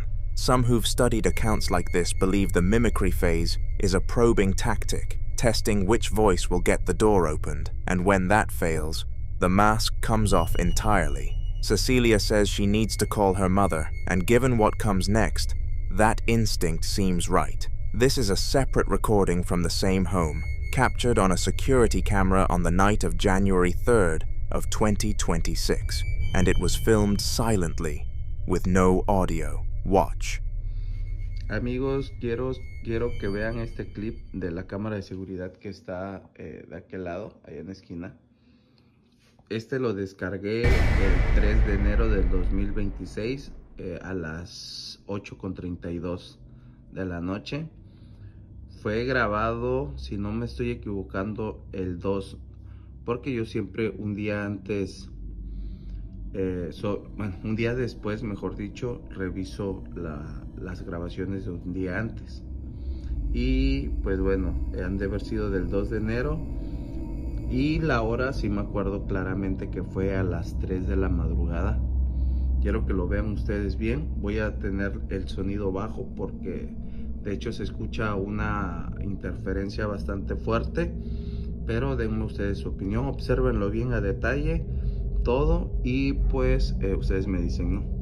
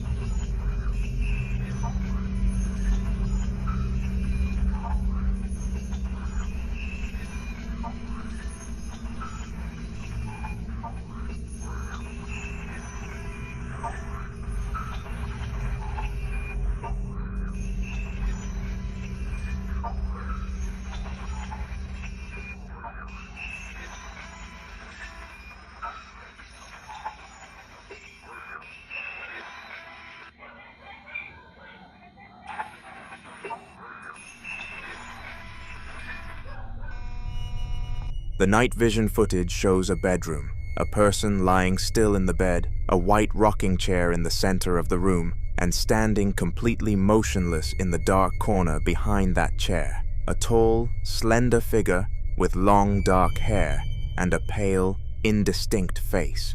Then the chair begins to rock on its own, slow and rhythmic, while the figure stays where it was. The figure. Most paranormal explanations for a rocking chair focus on presence and energy, the idea that something unseen is sitting there, occupying a space. But this figure is visible. It's standing right there, and it still isn't the one causing the movement. Some viewers think the figure is a shadow person, a term used in paranormal communities to describe dark, humanoid forms often reported standing in corners or doorways, most commonly at night. Others, given the long hair and pale face, gravitate toward a different kind of presence entirely, one tied to the same family of entities described in Latin American folklore as La Llorona, or a similar wandering spirit drawn to homes with children. The digital distortion that pulses across the screen as the chair rocks has divided people too. Some call it interference caused by paranormal energy. Others call it evidence of editing. What you can't argue away as easily is the combination. a figure that was already there before the chair moved, watching, waiting, while the family slept. And when you place that footage alongside what happened with the voice mimicry and the violence at the bedroom door, the picture that forms is of something that's been in this house for a long time, patient, deliberate, and not done yet.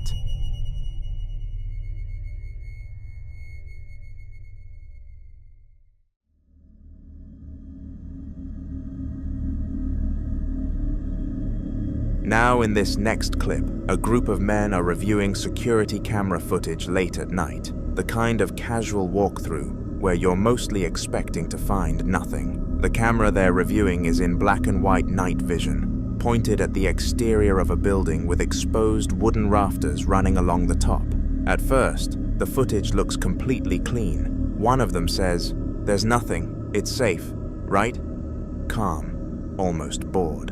They pan across the frame looking for anything unusual, scanning from the walls up toward the roof structure. Then someone spots something tucked near a beam. Watch. Nggak ada ya, aman ya. Di sini aman, oke? Kita coba lihat ke atas sebelum atas sebelah sananya. Atas mana? Atas tengah ini. Bebas. Terserah kalian guys, mau pilih pohon yang mana? Tuh kan nggak ada. Udah bro, stiker ya. Ntar kita zoom. Stiker itu. Ini stiker atau apa sih? Ini mah manusia. Stiker matamu. Manusia jurik. Susulin jangan. What the zoom reveals is a dark humanoid head with two large, perfectly round, glowing white eyes staring directly at the camera from behind a wooden beam, completely motionless. Then it retracts and vanishes. One of the men says, "Manusia jurig," which in Indonesian translates roughly to a human ghost or demon. Some viewers think those eyes rule out anything living, pointing to the unnatural glow and the stillness before it pulled back. Others aren't so sure, but whatever it was, it knew it had been seen.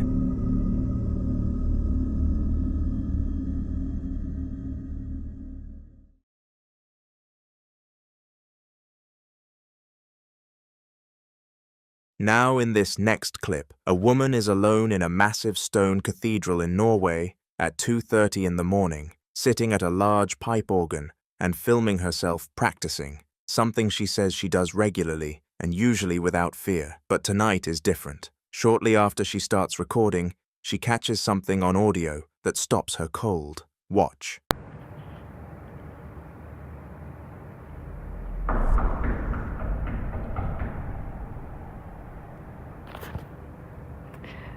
Guys, I love you all. Please don't do this in the middle of the night. It's really scary.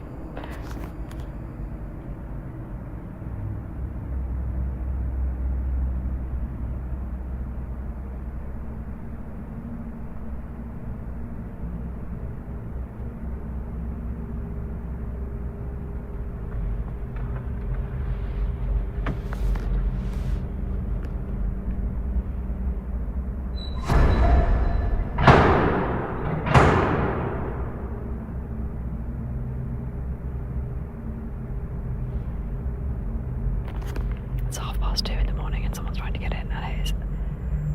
I know they can't get in, but it is still scary.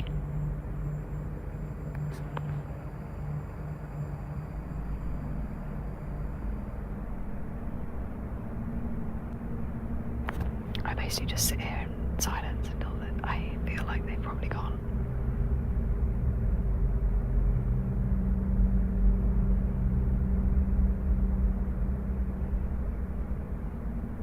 But yeah.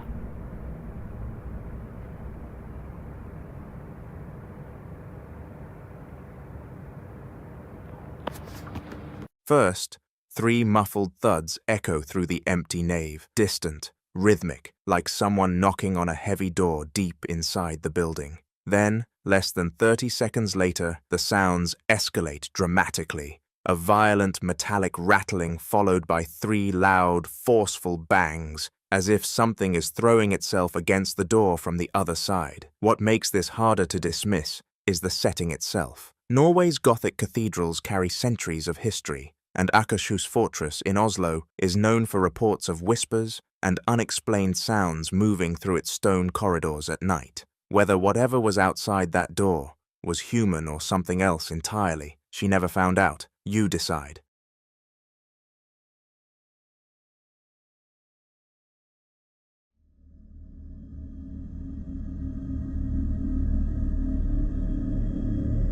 The following video was recorded by a woman who's been dealing with escalating paranormal activity for some time, and by the time she filmed this, she was clearly at her breaking point. She's standing outside an old, dark house at dusk, the kind of low light that makes everything feel heavier than it should, with a stretch of bare trees and dead leaves just behind her. According to her own account, she'd been terrified every single night, and someone had given her a specific piece of advice. Return the camera she found back to the exact spot in the woods where she discovered it. She's not confident it'll work. She admits she doesn't have anything else to try. Watch. So I've been getting a lot of recommendations to bring the camera back, right back to where I found it. Roughly right over there.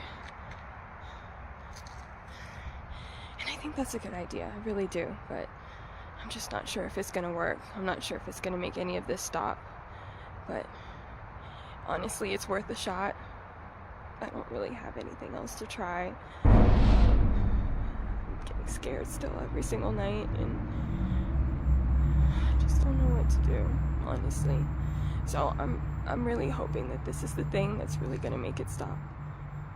I don't really know. While she was talking, the curtain moved, like someone was watching her. What makes her account so unsettling isn't just the fear on her face, it's the implication underneath it all. She found a camera somewhere in those woods, and ever since, something has been happening to her at night. Some viewers think the returned object theory she's following aligns with a belief found in various folk traditions that certain objects can act as anchors for a presence, binding it to whoever carries the object away from its original location. The next day, she decided to check inside the old house to see if anyone was there. Watch.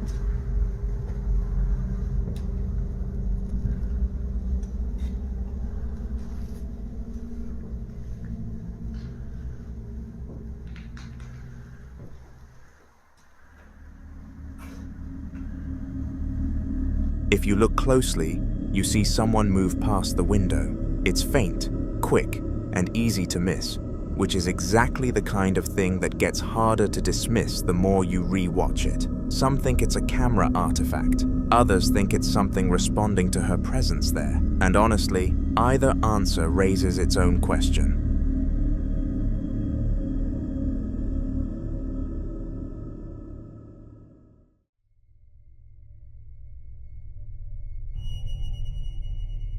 This next video was recorded by a man alone in his home at nighttime, after he heard the sound of glass breaking somewhere below him, a sound that pulled him out of whatever he was doing and sent him straight toward the basement with a night vision camera in hand. The hallway he moves through is cluttered and narrow, stacked with boxes and picture frames, the kind of space that already feels uneasy before anything happens. Watch. Heard glass break. There's nothing down there but my windows to break.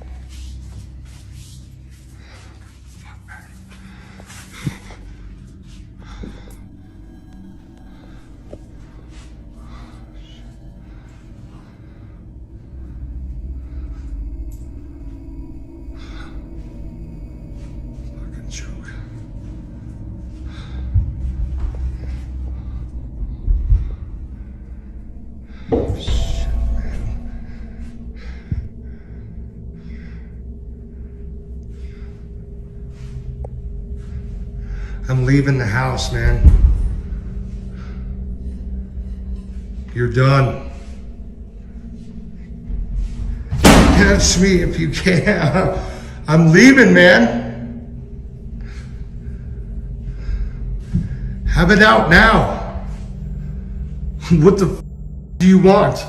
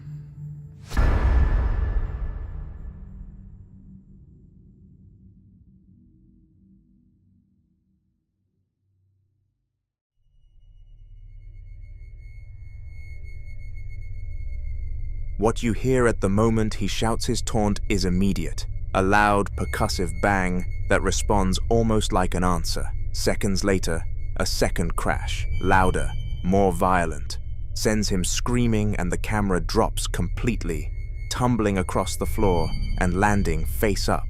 It's the final still frame that stops most viewers cold, a grainy, brightened image of a wall corner where a distinct, dark, humanoid shadow figure is standing. Some viewers immediately pointed to poltergeist activity, a term used to describe a force that interacts physically with its environment, not just appearing, but throwing, breaking, responding. Others think the escalating pattern, auditory first, then physical contact, mirrors what parapsychologists describe as an intelligent haunting, something that doesn't just make noise but reacts directly to provocation.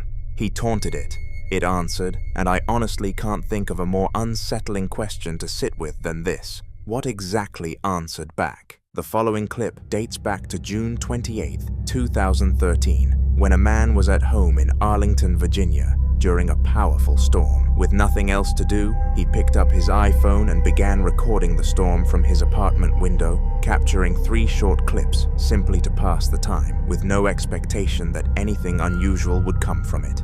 Days later, while going through his phone, he considered deleting the videos, but before doing so, he decided to watch them one last time. And at first, nothing stood out. Everything seemed normal, just flashes of lightning and the outline of the storm outside. But after replaying one of the clips a few more times, something finally caught his attention. Something that hadn't been visible to him in the moment while he was recording. Watch.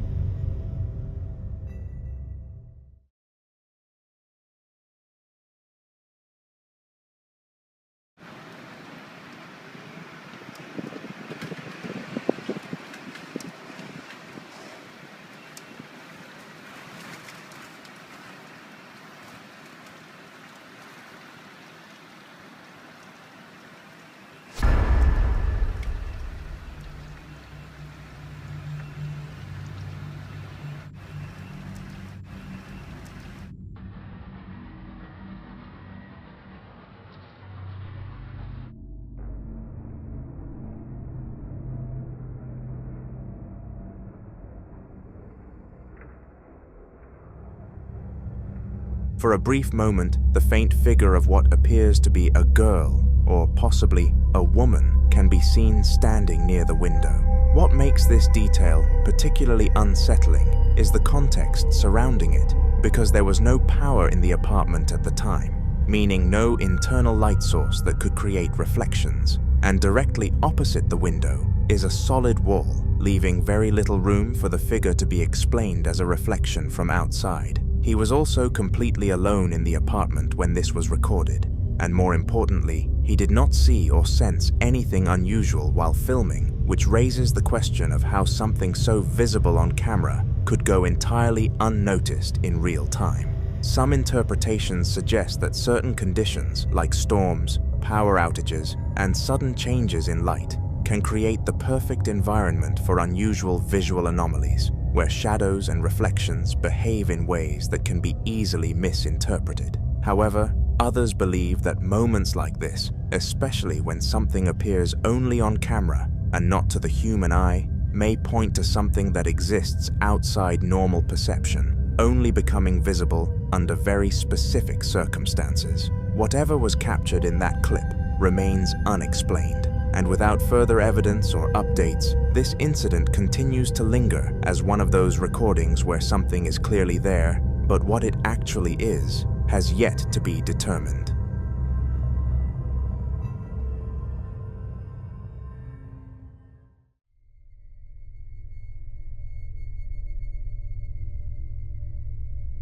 In this next video, a cafe that now serves customers every day was once an old hardware store, a place that already carried years of history before it was ever transformed. But what makes this location particularly unsettling isn't just its age, it's what reportedly happened there, because according to accounts tied to the previous owners, the original owner's son passed away inside that very building about 9 years ago, leaving behind a story that didn't end when the place changed hands.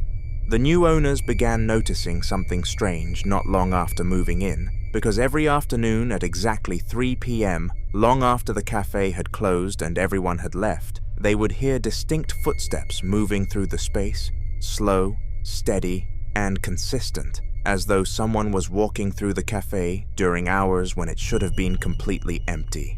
Curious and unsettled, they decided to set up a camera to see if anything could explain the sounds they had been hearing. This is what they found.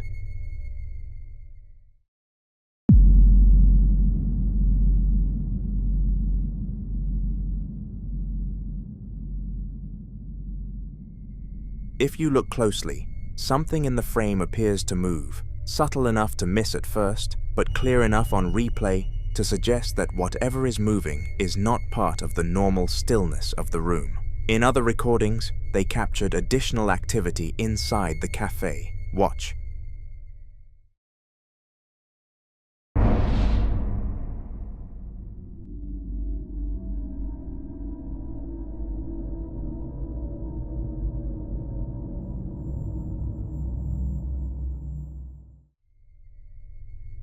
In this clip, a chair moves on its own, with no one present in the store at the time, no visible cause, no disturbance in the environment that could explain the motion, which only deepens the unease surrounding what might be happening there.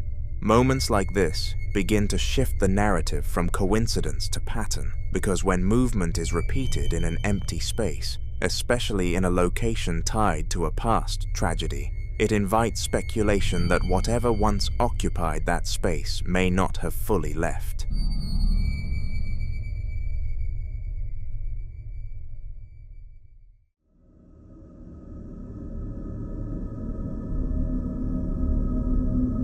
Now in this next video, a man named Troy begins documenting a series of disturbing events happening inside his home, and from the very beginning, there's a clear pattern to it all. Because whatever is present doesn't simply move things randomly. It almost feels like something is attempting to rearrange the space to its own preference, only for it to come off as chaotic and destructive, leaving rooms in disarray as though an unseen presence is constantly interfering with the natural order of the house. Drawers are left open, objects are shifted out of place, and furniture appears slightly repositioned between moments, not in a way that feels accidental, but in a way that suggests intention, as though something is actively interacting with the environment and reshaping it, even if imperfectly. Watch this. It's getting more intense.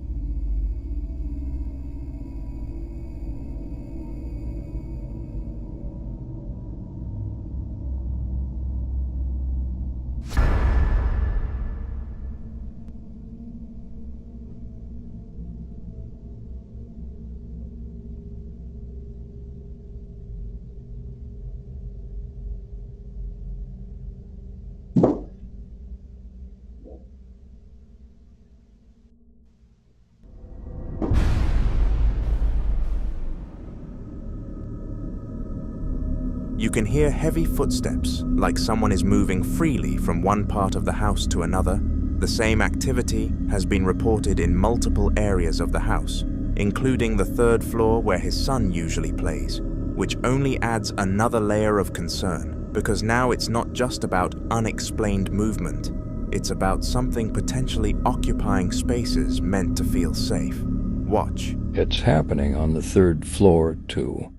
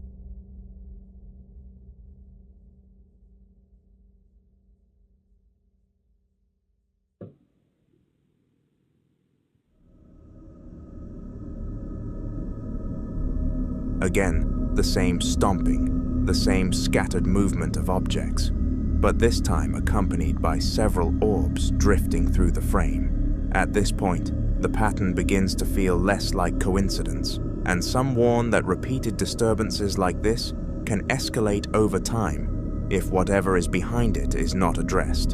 And that's where it starts to get more unsettling, because if this is something that's growing more active, then what Troy is experiencing now might only be the beginning of something far more intense. So if you've ever dealt with something like this, or have any idea what steps might actually help in a situation like this, share your thoughts. Because in cases like these, sometimes the difference between things getting better or worse comes down to what you do next, and whether or not you understand what you're truly dealing with.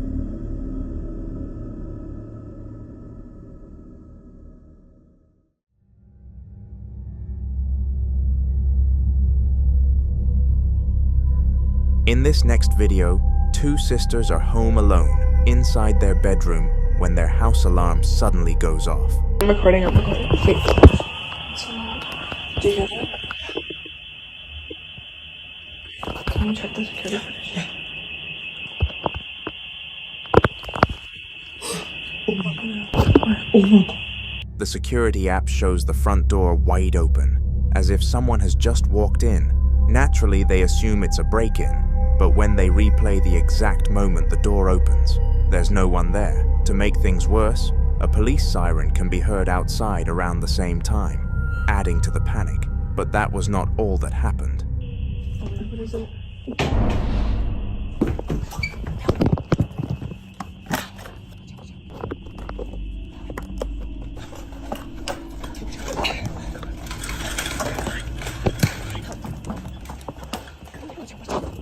They hear their bedroom door open. Convinced someone is inside the house, they make a split-second decision to escape through the window.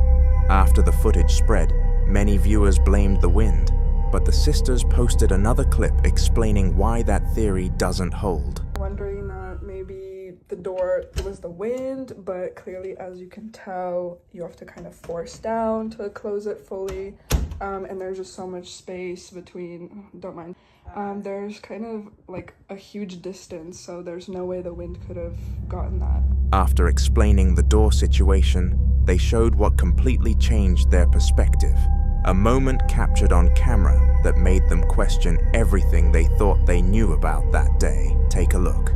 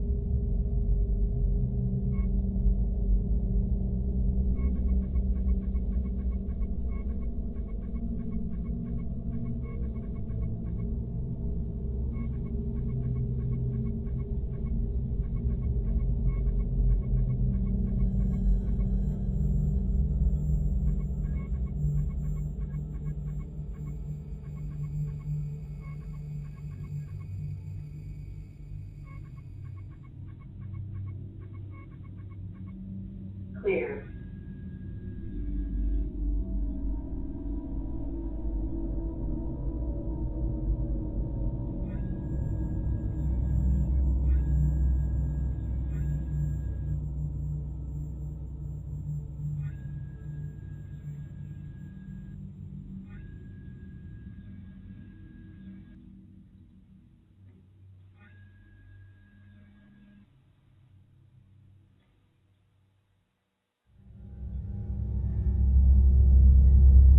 a small, shadowy figure dashes past the camera. It moves incredibly fast, too fast to clearly define. There are no visible features, no clear arms, legs, or face, just a dark mass that crosses the frame and disappears. And if you look closely, the motion camera seems to adjust, almost like it's tracking something moving freely through the house. The sisters say this is a new build, not an old property with some long-forgotten history. So the typical house history explanation wasn't even on their radar. But the sequence is what unsettles them most. The front door opening first, then the bedroom door, then the shadow figure appearing inside. They believe something forced its way in. And that raises an earlier question. If something unseen opened the front door, could it have also opened the bedroom door? Skeptics might argue camera glitches, motion blur, pressure differences in the house, or even a small animal moving quickly past the lens. Security cameras, especially in low light, can distort shapes and exaggerate speed. But the sequence of events, alarm, door opening, bedroom door moving, shadow figure, happening back to back is what unsettles most viewers. So what do you think? A chain of coincidences and technical quirks, or something that entered that house and moved through it freely?